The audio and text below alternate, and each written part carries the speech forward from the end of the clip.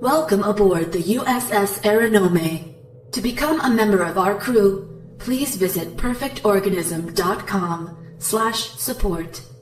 As a patron of Perfect Organism, you'll receive exclusive perks and early access to content. Incoming audio transmission received. Please proceed to Subdeck 3 to begin playback. Thank you, and welcome aboard.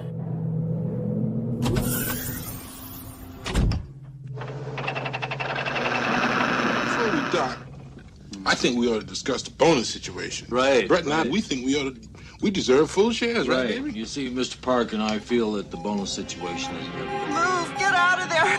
George, move! Dad! Move, Dad! Move, Dad! Get out!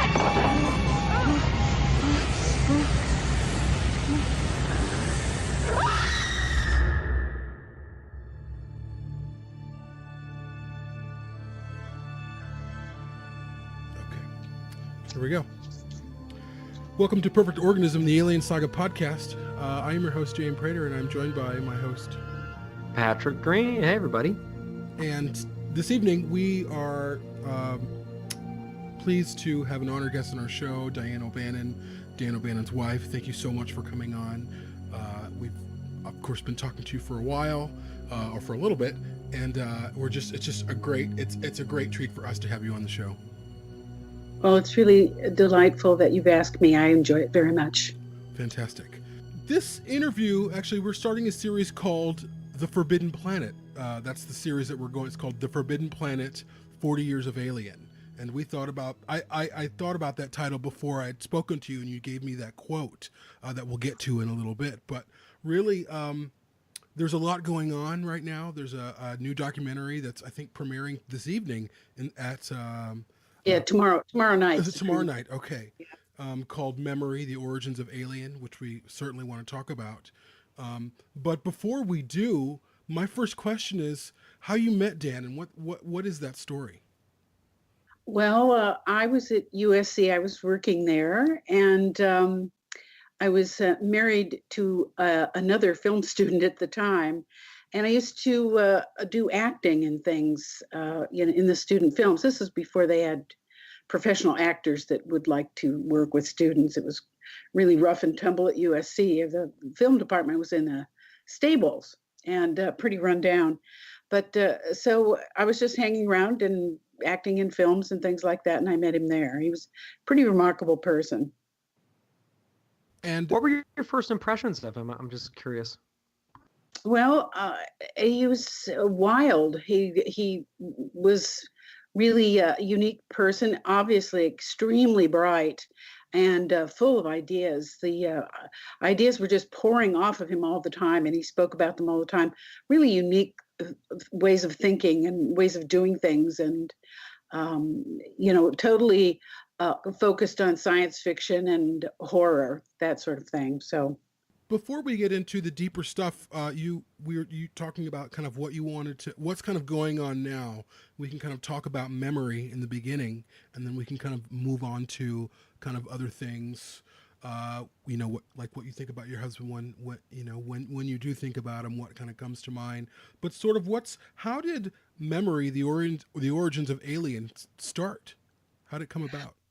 Well, Alexandra Philippe contacted me about doing a documentary about what were the origins of Alien, actually, and I was very open to that. But in terms of how did the idea start, it comes from a story that he wrote called Memory, and Memory is basically the first half of Alien. Almost straight and direct, except it's called Memory because the crew members who land on the planet gradually lose their memories. This was the original thing, and that's where he sort of broke off because it wasn't a very fruitful thing to pursue. But that translated perfectly well, into the first half of Alien when he sort of made it into his monster movie. He used to call it his haunted house film. He always wondered why people just didn't leave the haunted house. So he said, well, I put it in space. They can't go anywhere. So, but That's ori- awesome. yeah, the original idea that he had, he wrote to a friend in a letter, and the original fragment of a story is, there's people in a spaceship, and they get a signal from this planet. And it repeats over and over again. And so they go down to investigate, but they don't decipher the message until the guys get on the planet. And then when they decipher it, they tell the crew that the message says, "Do not land, do not land, do not land." So that was his first, fragment of an idea on which the whole of everything was based. That's pretty actually terrifying to think of, like, that first idea of the warning is like, don't come here, don't come here. Right. I mean, that's terrifying. And you're already there. Yeah. Well, and right. It exists there in a way. It's like, don't come here. It reminds me a little bit of, I don't know if it was if it was 2001 or 2010, where there's a signal saying, all the planets are yours except for one, Europa. It is mine. Do not land there. It reminds me of that just a little bit, like this kind of like dire warning. Oh yeah, totally. Wow. Yeah. So it was a good scary idea, and it has a lot of scary ideas in it, and very few fake scares. It really grabs you, does Alien. I call it the monster from my husband's id. You talk about Forbidden Planet, the monster from the id. That was one of Dan's favorite films. And so we sort of we have the monster from my husband's id hanging around. I say to my son sometimes, people, it's kind of like having a rather embarrassing uncle along all the time. This is my son Adam, and here's the monster from my husband's id, the xenomorph, and here's my nephew John and his wife. That's awesome. So he's sort of always with us, and he works very hard. What is it, Randall? Sir, radar just picked up something. Where away? At the head of the arroyo. Moving? This way, sir, slowly.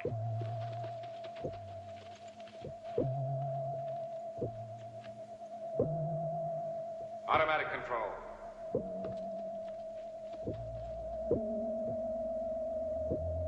Batteries. Fire!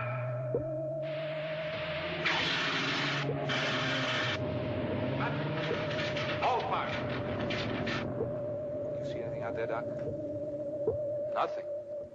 Is it surreal at all that your husband's id monster has become almost like a universal shorthand for a lot of really deep primal fears that seem to be sort of universal? And I mean, there's a reason why the xenomorph has become such a member of sort of the collective consciousness of the world. I mean, it's a really effective monster. Is it strange ever to just see how ubiquitous it's become in culture? Yes, and it really was at first. And when of course, Dan was alive when this started really rolling, and he was completely flummoxed by it. And he felt great about it. I mean, he thought that was good. He really hit the nail on the head. But that's the kind of guy he was. I mean, he could really dig it right there. If there's no real horrifying monster, there's no hero. Your monster has to be out for himself all the way. So I think Dan put, that monster's out totally for himself. There's no hedging on this. Right. He's You're not going to bargain with it. Yeah. No, you can't throw him off with the track. He's going there, and that's why Sigourney Weaver is so heroic. He's a bad monster, so you have a good hero. That's true. So were you like, well, in terms of like the idea for the documentary, where did that come from? Who germinated that? Well, that was Alexander Philippe and Exhibit A Productions, their picture company. He's done a couple of other things. Most recently was the sort of taking apart Hitchcock's murder scene in Psycho, and that got very good reviews. Very interesting. I don't think it's online, but no, I think it was on Netflix at one point. I've seen it. Yeah. It's amazing. It pops up because I didn't catch it that first time around, and I remember thinking, "Oh man, it looks so cool." Yeah, it's really amazing. Yeah, it is interesting to watch him and take it apart and look at all the angles of it. And I think he thought to do that with Alien as well, but then found a different trail to follow that was a bit more interesting in how this came about and the beginnings of it. So that's what we did, and I was very happy that that it was Alexander at Exhibit A. Very nicely done. A good filmmaker. Now, for the record, just because you've seen, I'm sure who've seen and heard everything in terms of the alien world and what people have said and accounts for this and that, and wasn't it Dan who found H.R. Giger first? Giger, I'm sorry. Yeah. Giger, Dan ran into Giger's artwork for the first time when he was in Paris with Alejandro Jodorowsky on the first. Jodorowsky was going to film Dune. Now, I don't know if you're familiar with Jodorowsky's work at all, but he's a very eccentric filmmaker. Oh yes. Oh yeah, we love him. Yeah, he's great. And you co-produced the documentary on him, right? Didn't you? No. On his. Oh no. Okay. I don't No, remember seeing your name there. To Okay. do with that. But yeah, so Jodorowsky came over in 1974 and was looking for effects people to work on Dune in Hollywood, and he looked around at people and wasn't happy. But at Filmex, they were screening Dark Star with Dan O'Bannon as Pinback, and Dan had done all these special effects. So Jodorowsky was very impressed with the special effects and got in touch with Dan and said, "Come over to Paris and make my movie. I want you to do the effects." And he was highly flattered and went over to Paris. And while he was there, Giger had an exhibit, and he went to the Giger exhibit and was knocked on his fanny and said, "This is like the most fabulous stuff I've ever seen. If this guy made a monster for a monster movie, the world would be shattered." And he was right. So when he got a chance to, when he wrote Alien and it actually was edging towards production, he talked Ridley into looking at Giger's work. He said, "You got to use this guy for the monster." So he managed to convince the producers at Brandywine, Gordon Carroll, to do that. And so that's how Giger got on the picture. Dan would have, given his right arm to do that. And fortunately, he didn't have to do that, and that happened. It is the future. Mankind has conquered the stars. He moves out to the endless interstellar reaches of the universe. An advanced exploration corps, a new breed of pioneer, must seek out unstable planets and destroy them. Drive sequence begun. Hit it, Pinback. I want to mention that USC, down at the University of Southern California, is having a 40th anniversary exhibit in at their School of Cinematic Arts, where they're having a lot of props and things like that. And I've just sent them some interesting things, one of which is a Polaroid of Giger wearing the face hugger, trying it on. Oh, wow. And also the letter that Dan wrote to Giger, saying, "Yes, we want you. Here are the things we need," and some quick sketches from Dan that are really funny about what the monsters what the first two incarnations, and what the egg and what the facehugger have to look like, and the thing that pops out. But Dan told Giger, he said, "I'm not going to even suggest what the final monster should look like. I don't want to influence your thinking at all. Let your imagination run wild." So it's kind of an interesting document to look at. I was thinking about what you were saying about how the xenomorph is sort of sprung from the id of Dan, and I'm thinking I think part of why it works so well is that it also, from a design standpoint, sprung from the id of Giger, which was sort of where everything that he did came from. Like this sort of very primal kind of nightmare scape. Yes. And I think that there's something about the fact that both Dan's vision for this film was so strange and so interesting, and unlike other things that had come before, And Giger's design for the monster was very strange and very alien. And I think the merging of those two things is sort of indelible. I think that's like a big strength. Did he did he have a lot of like nightmares that you can remember that inspired any of this? Like, did he ever wake up and say like, "Oh, I have this idea for a film. You know, I dreamt about it." Well, not directly, really, although he did have some really kind of interesting future dreams sometimes where he would be like awakened in the future and told things like this. So he had several dreams like that, but I don't know. Wow.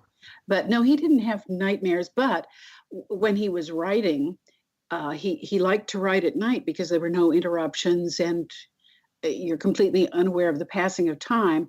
And he would get tired and he'd come to bed and lay down. Then he'd wake up and, well, he wouldn't really go to sleep, but he would plan to go to sleep. But then an idea would come to him and he'd get up. That would happen several times in the night. And fortunately, I was a very good sleeper. It didn't bother me at all. But that's the way he worked. He would, so as he was going off to sleep and dismissing this stuff from his mind, it would bubble up from his magic treasure box. But he was just such a storyteller. I feel like it just seems like the stuff was kind of pouring out of him all the time. Oh yeah, it was just, especially when he was younger. The ideas, he couldn't write them down fast enough. And many of the people he worked with took his ideas and ran with them. And he was completely unguarded about those things as well. You know, he would just say them outright, and people would say, "That's a great idea," and go do it. But that's all right. You know, he sort of said, "Well, let them I have more ideas. Doesn't matter." So he didn't want to be quarrelsome. Although Wow. he could be a pretty nasty guy sometimes. So was that in terms of his ideas and the germination and the sort of the beginnings of Alien being called Memory in the beginning and then being called Star Beast, or wait, Yeah. Is it really like the kind of the way into the documentary is to kind of explore the mind of Dan O'Bannon, like because obviously I've seen interviews with him, many, thanks to Fox and all of their re-releases and documentaries, and Charles de Lauzirika, who's done some incredible documentaries, and just hearing him talk, you could just see it in his face and how excited he would get when he would talk about things, and he just seemed also very jovial. But and I know a lot of people sort of pivot to the studio, 20th Century Fox, or Giger, or Ridley Scott, but really we have O'Bannon to thank for the monster, for not just the monster, because I think the monster is just a piece of the puzzle. It's those characters, that setup. I mean, that setup has been copied how many times since he came up with it? I mean, dozens and dozens of times in films where a crew wakes up or they set down on a planet, they don't know what they're doing. Even, of course, the Alien films themselves have repeated that same trope because he wrote it. Yeah. Well, it was, it used a lot of standard kind of space things, but completely new. I mean, he was the first to do the used spaceship, the the spaceships that were already old and things like that. So, but that's the way his mind worked. He was complete original, really. And the macabre and bizarre Lovecraftian elements were completely in sync with Giger, who was also a fan of Lovecraft, by the way. But another thing that will be of interest is that when Dan started talking to Ridley, he took him to see Texas Chainsaw Massacre. And he said, this is the level you're going to have to get to shock people. This is the latest, gut-wrenching thing that's people are fleeing the theaters. So he kind of gave him a couple of science fiction films to watch, and I think that helped. And of course, Ridley being a genius, Giger being a genius, Dan O'Bannon being a genius, and Moebius worked on that. The artwork, Ron Cobb. All of these terrifically.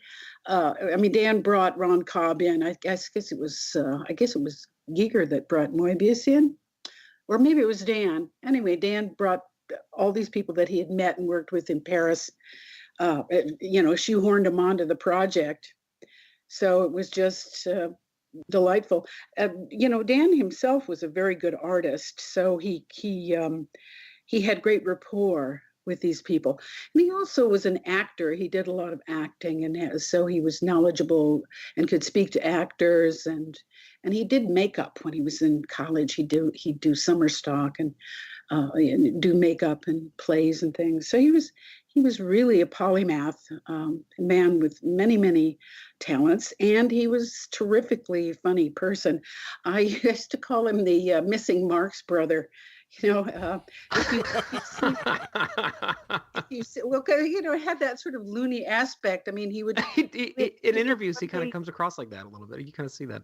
Yeah, well, if you look at Dark Star, Pinback is this sort of crazy guy, and the diary scene. I don't know if you've ever watched that, but you can Google, Dark Star diary scene, and get it, and it's absolutely brilliant. He came up with that at the spur of the moment as filler. Yeah, it's like a practical joke, right? Well, it's the diary scene. He's venting. He's sitting in front of his video recorder, venting his private thoughts. It's video diary. If you have to look at it, it's really funny. Oh, I haven't seen that in so long. I gotta watch that again. I do not like the men on this spaceship. They are uncouth and fail to appreciate my better qualities. I have something of value to contribute to this mission if they would only recognize it.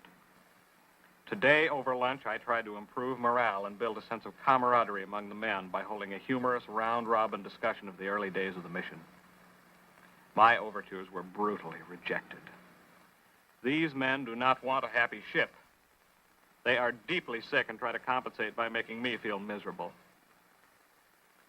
Last week was my birthday. Nobody even said happy birthday to me. Someday this tape will be played, and then they'll feel sorry. Yeah. Anyway, Pinback is a bizarre version of Dan's true self. Not quite that bad, but a complete nerd. Complete nerd. That's awesome. And that's where he met Ron Cobb, right? Because did they work together on Dark Star, I think? Yeah, Dan was always interested in artists, and he'd seen a lot of Ron Cobb's work in the local free press at that time. Everything was real rebellious and stuff. And Cobb was doing a lot of cartooning and things like that. So he sort of forced himself on Cobb, forcefully introduced himself. And I think Cobb thought he was sort of a weird guy. And this poverty-stricken film student, who would come around and say, "Gee, I love your work." So when he and Carpenter were going to do Dark Star, Dan said, "Oh, I know a perfect guy to design the Dark Star and all this stuff." So he went and got Cobb, and Cobb did the design for the Dark Star, and that was all they wrote about that. Then Cobb's career took off in film, and he has Dan to thank for that, which he does, which is nice. When you met Dan,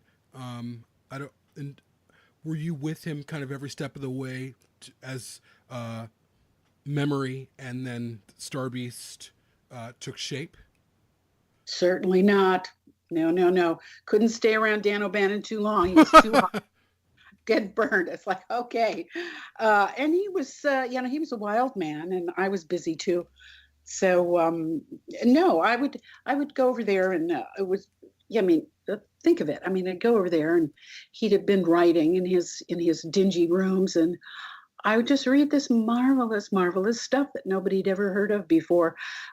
Before Alien, he wrote something called They Bite. And it's been around town for years and years, and has been, pieces of it have appeared everywhere because everybody's read it.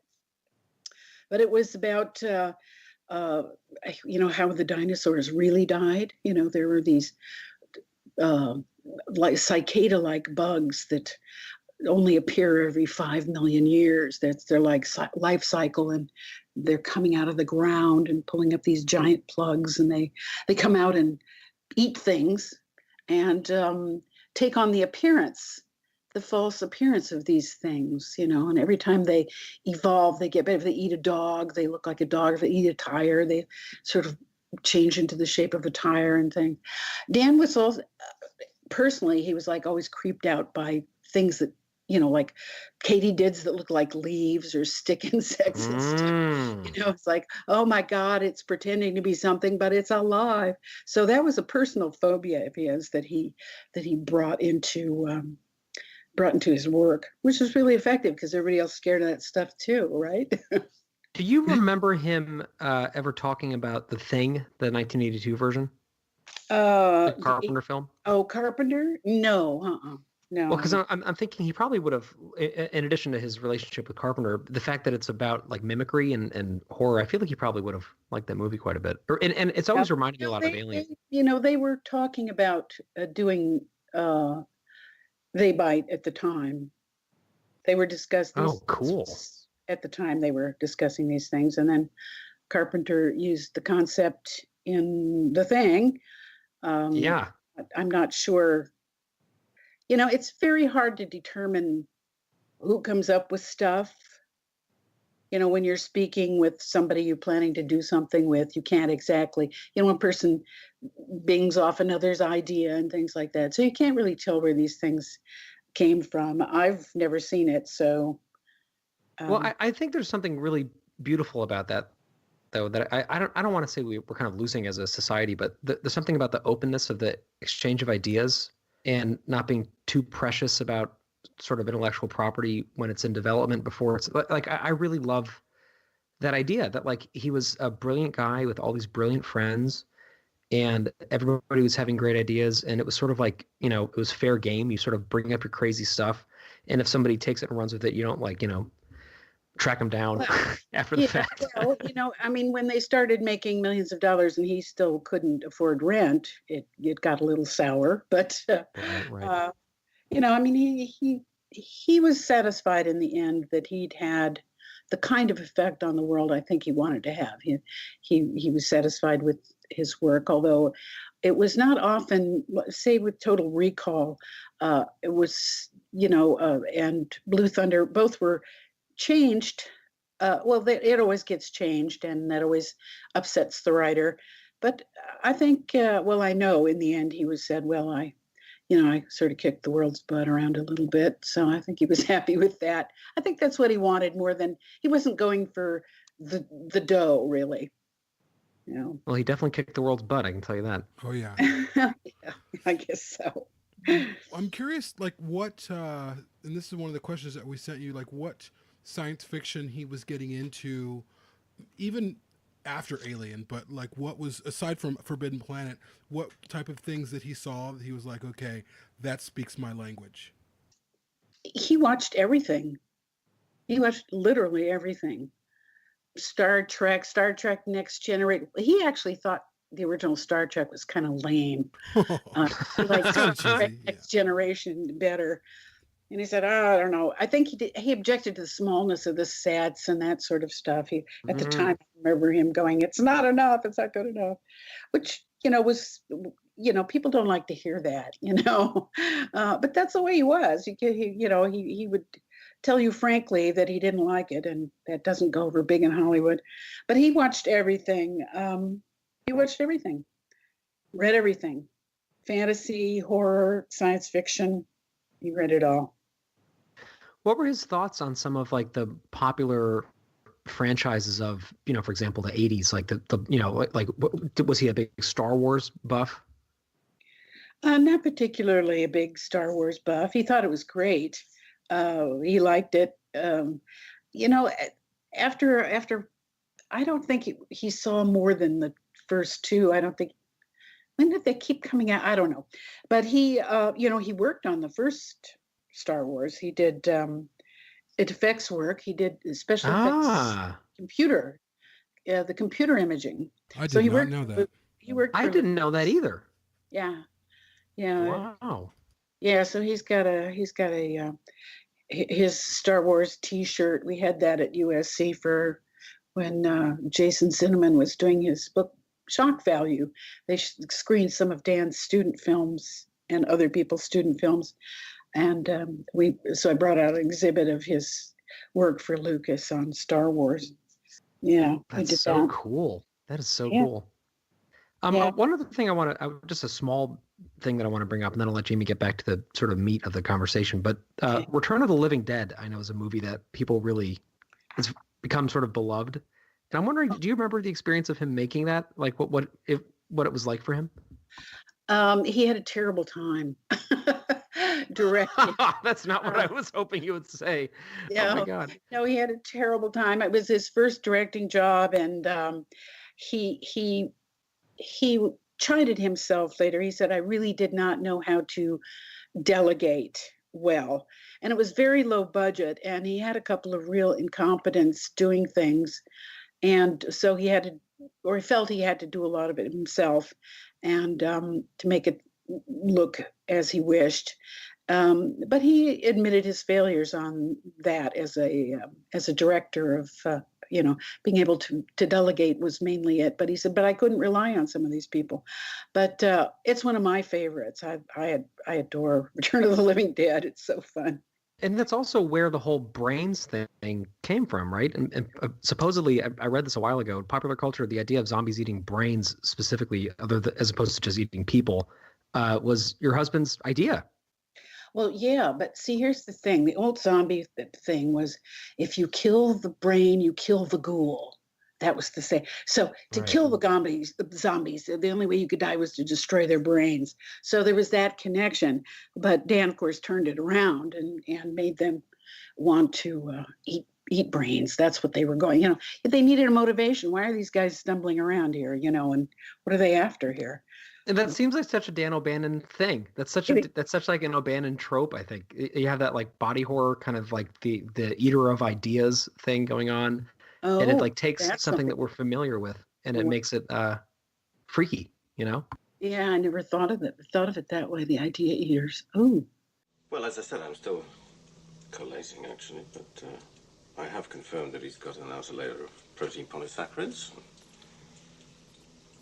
He has a funny habit of shedding his cells and replacing them with polarized silicon, which gives him a prolonged resistance to adverse environmental conditions.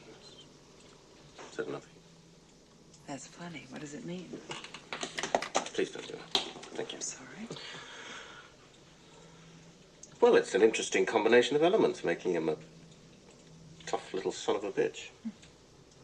And you let him in. So what would you feel, just sort of I would say you kind of set the record straight for people who might know maybe things that aren't true or things that are misappropriated, but what do you feel like are some misconceptions surrounding Dan?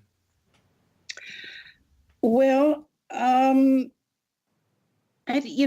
as I said, Dan could be really brutally honest and sometimes cruel, and that made people in high positions not want to work with him. That was not a misconception, but I think that I think he was nicer than people could tell. He was intimidating because he was so smart and he didn't suffer fools, but he was terrifically, he was very vocal and open in his appreciation of the people he worked with and promoted them. I guess another would be his hidden generosity. He gave a lot of things to people. He would refer people for jobs and have them. One person that he wrote some things with didn't have much, became quite ill, and he just gave him the profits from everything. He just said, go ahead and take it. This was after Alien, so he was comfortable. But he was very open-handed with credit. He's always given credit to anyone who gave him an idea. He never claimed an idea he didn't have. He didn't have to. So I think the misconception that he stole ideas and was nasty is the biggest misconception about the man. I used to call him my great heart. He was a man who was deeply touched by things and was privately extremely generous person. What was your marriage like, if you could sort of sum it up? What was the experience of living and loving together like with him? It was wonderful. We had a ball. You know, when I was going with him off and on for 13 years before we got married, he was my favorite date. You know, it's like, and what would we do? Well, we'd go to Hollywood in the middle of the night and prowl through the all-night bookstores, Lose the Blues, or, you know, go to all-night movies, or, you know, go downtown to some obscure magic shop or something like that. He was absolute wonderful fun to be around. What did your parents think of him? Well, I was 30 at the time. I was about 28. My parents didn't meet him until after we married. Oh. We were 40. We were 40 when we got married. Oh wow. Yeah. So by that point they couldn't be like, don't date that boy, he's crazy. No, but you know, it's an interesting thing if I can bring it up. I have to tell you, my father himself was a big fan of science fiction and was reading a lot of those old Astounding and Amazing magazines when I was growing up. So it seemed very natural to me when I met Dan that, you know, yeah, guys read science fiction a lot. And my father worked on the X-15 rocket. I don't know if you know. Oh my God. And the Apollo Moon project. So he was always interested. My father was always interested in astronomy. I mean, I could point out Orion and Bootes and knew about the planets and all of these sort of things. And you know, so that was always a part of my growing up. So it seemed really natural to run into a man who sat around, you know, obsessed with science fiction. And you guys had a son together. It seems like home. Yeah, we did. When, you know, we kind of go together and then he would do something weird and I would go, I'm out of here. And then I'd go, I wonder what he's doing. Gosh, I miss that guy. So when we got together, I was up in San Francisco. I was an art director for Computer Magazine at the time. Invited him up and, you know, we just hit it off. We'd always hit it off. And we sort of looked at each other and go like, what are we doing? You know, let's be a family. Why have we hassled each other all this time? And so once we decided that, we went like, well, okay, I'll be the wife and you be the husband. And he said, you be the mom and I'll be the breadwinner. I went, okay, and I'll cook. And, you know, well, we sort of, you know, launched into a domestic life. Now, if you hear my son talk about it, you know, he said, you know, you guys were always weird. And I said, what do you mean? You know, you're the nicest family, you know. I never yelled at each other. We had a great time.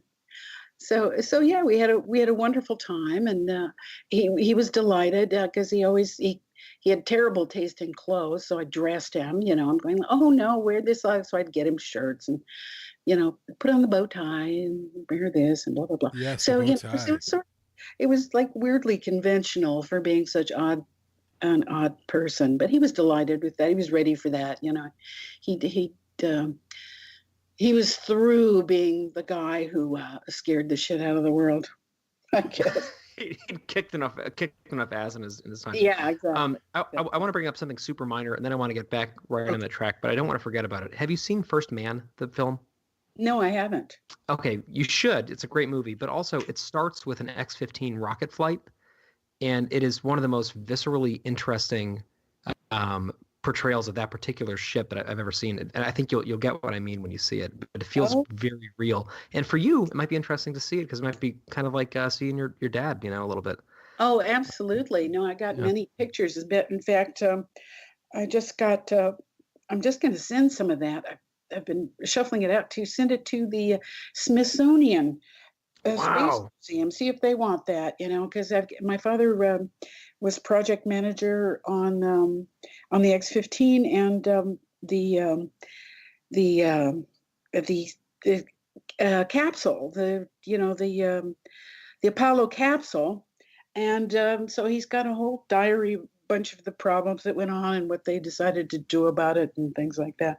Oh, that's so fascinating. We have a partner named Dan. We do another podcast on Blade Runner, and Dan's loves that kind of thing, and he loves First Man. When we tell him what you've said, he's going to go crazy.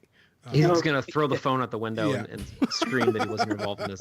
But that scene, it's amazing because, what was so amazing about the X-15 is that it was capable of, like basically traveling above what we think of as like the flight ceiling, so it could go into low states. It was the first thing to leave the Earth, the Earth. It was the first manned, I'm talking Sputnik, but it was the first manned vehicle in outer space.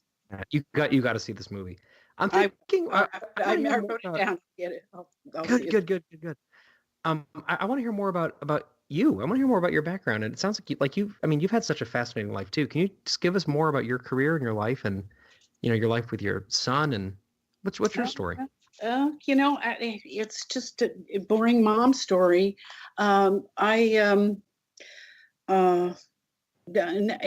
Really, I'm not very interesting at all. I just, grew up with a dad who worked for, worked for the government all the time, put braces on my teeth, the Defense Department did.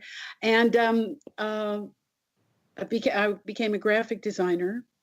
And so you're a designer by trade? A graphic artist, yeah. That's what I do for a living. What kind of graphic art have you done? Have you done like books or advertising or what kind of stuff? Yeah, I did. Well, I've done a lot of things. I did, but this was all pre-computer. As a matter of fact, I was working for a computer magazine in San Francisco as the art director. And at that time, they would put we'd had a section on games, and they would put the game on the monitor, take a black box, put the 35 millimeter camera in a black box, surround it, and take a picture of it. And that's what we would do, the 35 millimeter slide. The very month I left to go be a wife and mother, I would look at it, I'd say, how come you cannot get it off that electronic machine and into the stuff like the type? How come you can't do this? And the very month I left, they finally were able to just take it electronically and take it to printing without going through a 35 millimeter slide, basically. So that was 86. That was 1986. So that's the last time I worked for money. But since Dan died, the minute he died, I ceased being his wife and became his manager. It was a very, very odd situation because I, of course, did not react to his death in any other way than as a wife. But the world soon came knocking, and you realize you have to get your act together and do a good job, and represent him. So. What was that like, that process of sort of transitioning into that role? Was it something that you felt compelled to do? Was it something that you did as part of the grieving process? Like what was that like for you? Well, it was terrifically hard to do because I was still grieving. It basically took me 4 years to get over it. I know it sounds like a long time, but I would continually be sort of going along and doing okay, but when I would have to, delve deep, like say this interview, if I'd have to do this interview right after he died, I would be depressed for another week before I'd crawl out of the hole. But it doesn't bother me now. I feel good about it. I feel it's enjoyable for me to talk about him and to promote him because I think he was a wonderful person and did wonderful, wonderful work, and wish more of it would appear, as a matter of fact. Well, I'm just speaking personally, just super briefly, Jamie, and then I'll get back to you in a second. I just have personally noticed a real shift in fandom towards highlighting your husband's place in Alien, because for a long time I think it was all about Ridley, and I'm not bashing Ridley Scott in any way, right. But his personality and his sort of force of natureness, I think, has made it seem in a lot of sort of popular culture for a long time that he is the reason Alien is what it is. And I've noticed a lot of the time, especially over the last few years, a shift where fans will say, no, it's Dan O'Bannon is where Alien came from. Ridley was a huge part of it, but without Dan, you don't have Alien. And I've noticed that this coming up more and more and more frequently. And I'm sure a lot of it has to do with you, Diane, with your efforts. But also I think it has to do with a lot of us growing up having loved these properties so much and sort of researching more where they came from and realizing there was a guy that started this. And what a brilliant man he must have been. Yes, well, he was, and you could detect it. And, you know, Dan always had great respect for the audience. If you look at the zombie movie, you know, Return of the Living Dead, it's extremely erudite in a very hidden way. You know, my favorite line, you know, this is no costume, this is a way of life. You know, I mean, these are elite concepts, you know, coming out of the mouths of suicide and these these punks. So and when people would laugh at that, that's what he enjoyed, was that clever intelligence and humor. Yeah, he really was good at that. Now, here's an odd question. Of course, you're kind of the keeper of his legacy in all regards. His familial legacy. You've had his son. But did you like Alien when you first saw it? Were you like, oh, wow, this is great? Or were you like, oh, I don't know what to think about it? Like, and of course you talk about it a lot. Like you've said, that it is in your life, this creature, you know, I mean, it's everywhere. Yeah. Were you always kind of on board with like, whoa, this is an amazing piece of art? Or were you first were like, I don't know. Like, how did that happen? Oh, no, I thought it was brilliant. Okay. Yeah. I didn't see it right away. I wasn't really seeing Dan at the time. I don't know, he did something I just wasn't. It was like too much Dan O'Bannon, so I didn't see it right away. But I heard everybody talking about it, and this was more intriguing to me, to kind of listen to what everybody said about it before I saw it, because of course everybody was talking about it. I was flying to New York. It was interesting. I was flying to New York shortly after it came out, and the guys behind me in the seats behind me were talking about it. So I heard their conversation all the way to New York. They were analyzing the writer. You know, they say, oh, well, he must have had difficulty with his mother. He's calling this computer and this sort of stuff. That's awesome. So my God. Yeah, it was very interesting to eavesdrop on Alien. And then when I saw it, of course, it's brilliant. It's brilliant. Ridley is brilliant. It would not have been as good without a Ridley. The director's always given more credit. I don't know why that is, but that's how they tout everything, like it's all the director doing it. And then comes the actors, because they're saying the words and people think that actor is brilliant, and it's the writer. You know, it's the writer that's back there. So that's kind of a battle that writers always fight. But as you say, as fans get a little older and they realize, wait a minute, there's more behind here, they do discover the brilliance of the writer. And also, you know, Ridley's gone on and done other things, so he's not focused at all on Alien anymore. And frankly, the producers have, you know, Geiler and Hill have backed off. Well, they can't claim they wrote it because I'll sue them and they'll get in trouble. So, you know, when the others back off from, failure has one father, or, you know, success has 100 fathers. So as that has calmed down, you know, the real genius shuffles out, and it's Dan and Ridley and Giger and, you know, the effects people and the actors. Sigourney was perfect, and everybody was perfect. It was wonderful. So it was luck. It's luck too. You know, you have to have all of these things, and you have to have luck. But it's luck that a good script was not destroyed.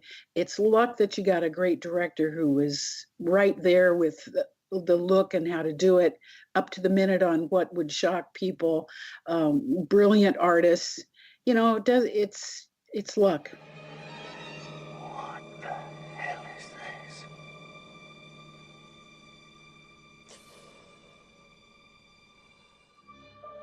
And you also had, as outlined in the documentary that I mentioned, you had Jodorowsky's Dune collapse, and then like half of the creative team from that kind of just end up working on Alien together. Well, that's what Dan did. Dan went and got him. Right, that was Dan's contribution, and well, I mean, one of many of his contributions. But what's Yeah, crazy is Zach it was like the most wrote it, he brilliant. got the effects team and showed Ridley, you got to rip the people's guts out, and here's sci-fi for you. And Right.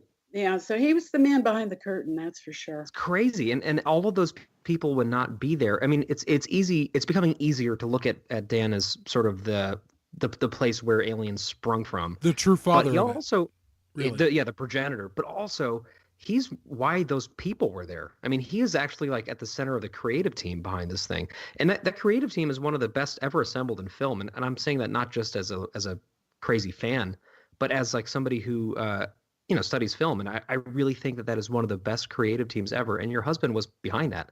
I'm wondering along those lines, when he would meet people, what was he like? Like what was his personality like when you met him for the first time? And why do you think he ended up attracting all of these incredible people to work with him and to believe in his visions for things? Well, because he was visionary himself. He was equal to those people. He was as good an artist as any of them. Well, perhaps not Moebius. He says, Moebius is sui generis. He's just one of a kind. But he held his own with all of these international intellects and artists. That was his milieu. And what would they talk about when they were just hanging out? Like, would they ever just sort of be around the house, any of these people? And No. what was that like? Oh, no. I wasn't even married to him then. He was over in London for Alien and in Paris for Dune. I wasn't there. But I got some letters about his impressions of it. He was just a boy from the Ozarks. He was from southern St. Louis. He was from little Podunk, Winona, Missouri, south of St. Louis. And they didn't even have a telephone till he was like 10. So there was no library. His mother was very well-read. His parents were very well-read people. But just like to be down there in the middle of nowhere. And they didn't even have a library. His mother used to write up lists of books, mail that to the library in St. Louis, and they would mail the books to her. And she'd mail them back. That was the service. I think you can still get that service from the libraries. There's like the Intercat system, which I actually use out here, where if they don't have it, but I mean we do have a library that's down the street from us. Right. But if they don't have the book that we want, we can submit a request to another one, and they'll ship it, which is pretty cool. I actually use that a lot too. Yeah, but they used to ship books. I mean, that was, of course, in the in the 50s, that was a lot more common. A lot of little towns and stuff couldn't afford their own libraries, and I'm sure they still do it. So you think his parents and their erudition and the fact that they were so well read, do you think that kind of rubbed off on him and might have gotten him thinking about sort of bigger things and moving away and doing this kind of stuff? Oh, I don't know. His father was sort of crazy, brilliant people, but he basically ran a curio shop off the highway. Called Odd Acres. That's where Dan grew up, in Odd Acres. And they had a stream that flows uphill, and a room where you've seen these roadside things, have little, little sawed pieces of wood with sayings printed on them, and ashtrays and magic tricks. His father had magic tricks, and with this room where it was built at an angle, and you stand up and get your picture taken, and you look like you're at an angle. That's awesome. Yeah, and little stuff like that. So he grew up in the curio shop, and his father was extremely brilliant. They were all immense. His father used to write music and everything. He would fake UFO landings. He liked to fool people and fake UFO landings. I've got the clippings from that. And occasionally, some people would come around like, oh, Tom, is this where it was? Let me take you out to where it was. And he'd go out there and, he was one of the guys who would go out and do a torch in a circle, and then he'd have, my God, together and take blurry pictures of it and make fools out of people who believed him. So that's so cool. Background. That was his background. wasn't too stable. They were a little cuckoo, but brilliant. You read to me a quote from Dan that would you mind reading that to me again, or to us? I scared the shit out of them with Alien. Although the film is a full collaboration between several geniuses and a couple of morons, one thing stands out, to me at least, as exclusively mine and nobody else's, except in as much as they were serving my concept, is the attitude or point of view of the film. Macabre, bizarre, scary, Lovecraftian. Tell me that came from anybody else. The only other person on the film with that outlook is Giger, who I went and got. I scared the shit out of the world. Just revenge. It scares the shit out of me. That's fantastic. I think I could write. He could. Oh, I got to mention his writing book. After he died, I managed to get that published by Michael Weesey Productions. It's called Dan O'Bannon's Guide to Screenplay Structure. And if you want to hear his voice, you can download it or, get an ebook or buy the paper version of it. But it gives the wisdom of how to put a film together and how the system is called dynamic structure. So if you're interested at all in how a screenplay can rise up off the page and walk off, look at Dan O'Bannon's Guide to Screenplay Structure. It's a very good book. Has his writing, has that writing bug, that creative bug, blossomed in your son? Well, he really sort of avoids it, but he's a very, very good writer. He said, no, that's Dad's stuff. That I don't want to be compared to my father. No, that's bad. I understand. But he's a fantastic writer, just naturally. So at some point he'll probably do. He has done. No, he doesn't want to. No. That's all there is to that. With it being the 40-year anniversary of Alien, will you be involved in any? I mean, I know that there's the thing going on in USC, that sort of ongoing event, which I'm actually going to go to. Me and a friend of mine out here are going to go to. Is there anything that you might, an appearance you might make to kind of discuss the film and just kind of the 40-year history of Alien? Well, that exhibit at USC will be starting the 25th and run till May 15th. Okay. So you got a lot of time. If people want to go down to USC and see it, I don't know, contact the school and find out how to do that. But what else? I'm sorry, what did you say? I was just curious, maybe if there's going to be like a 40-year screening or maybe a reunion, if you might be a part of something like that. Oh, I don't really know of anything right now, but if I find anything and am doing more, I'll post it on Dan's, the official Dan O'Bannon fan page, Facebook page, the official Dan O'Bannon fan Facebook page. So I'll be putting it up on his Facebook page if there is anything.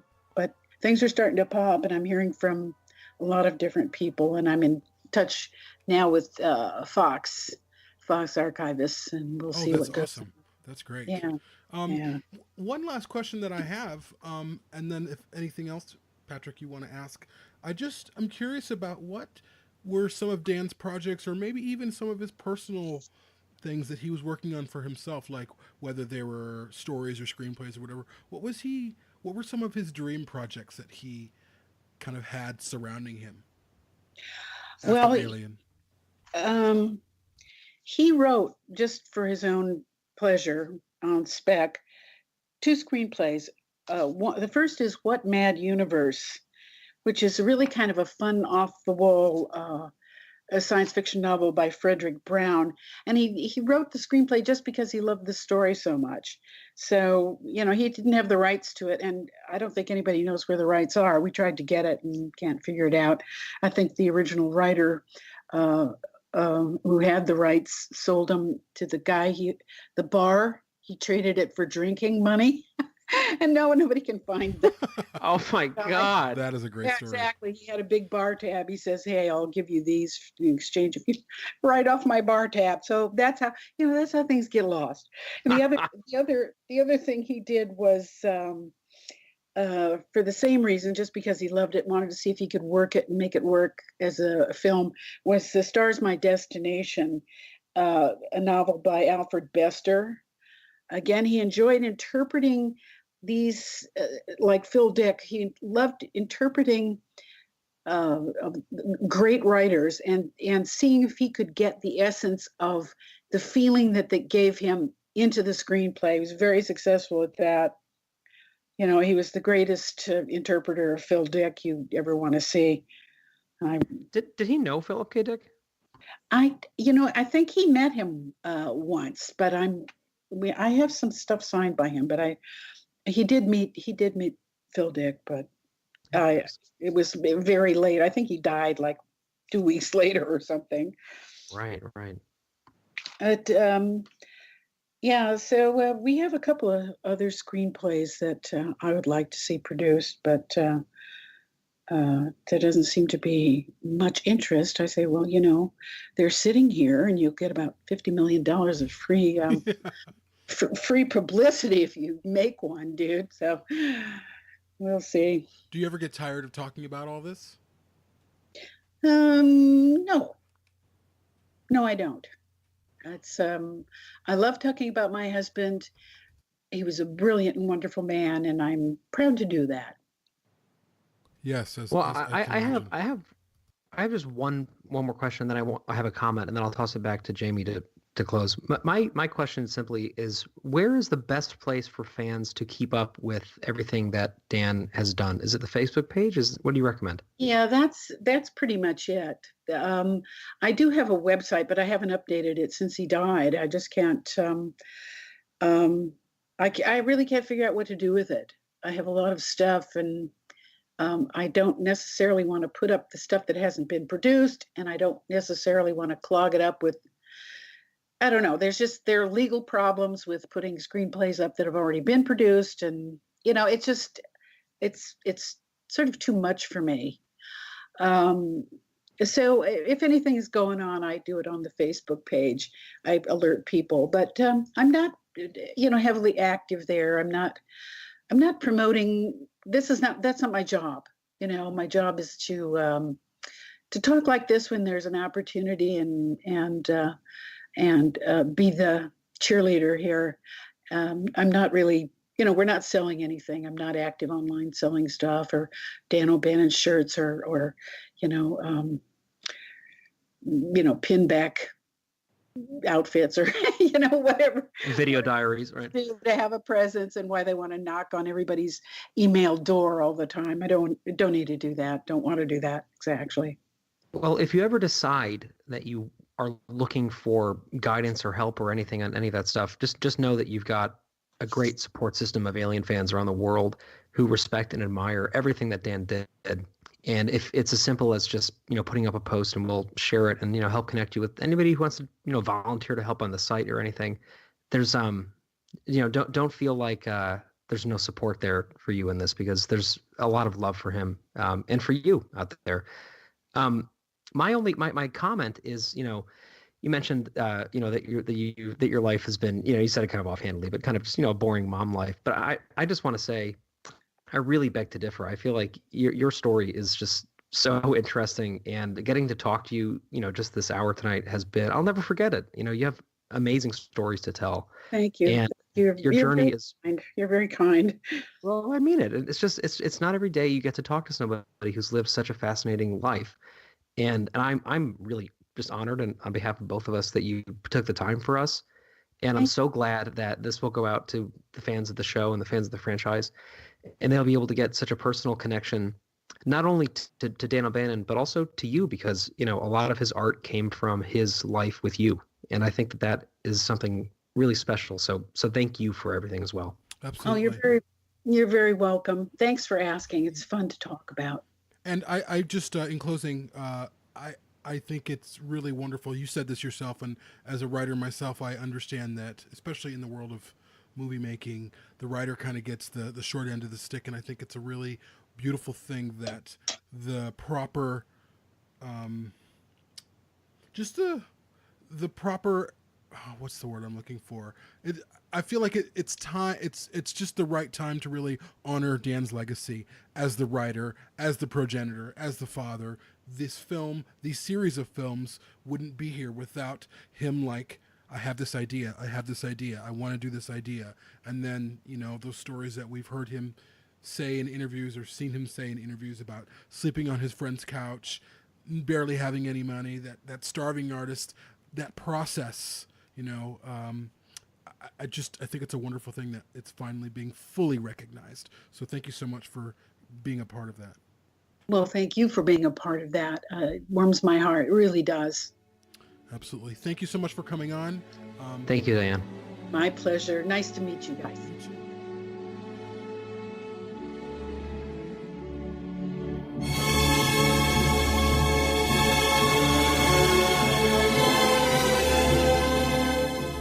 For more on Perfect Organism, the Alien Saga podcast, please visit perfectorganism.com. Perfect Organism is available for listen or download through Podbean, iTunes, Google Play, TuneIn, and Spotify. If you'd like to support the show, please visit perfectorganism.com/support. Thank you.